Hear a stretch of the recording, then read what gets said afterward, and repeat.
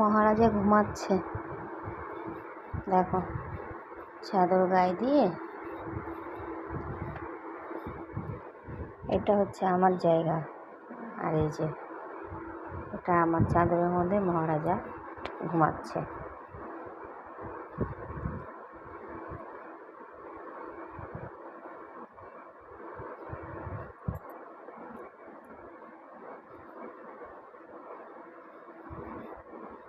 শোন না বাবা, শোন না, শোন।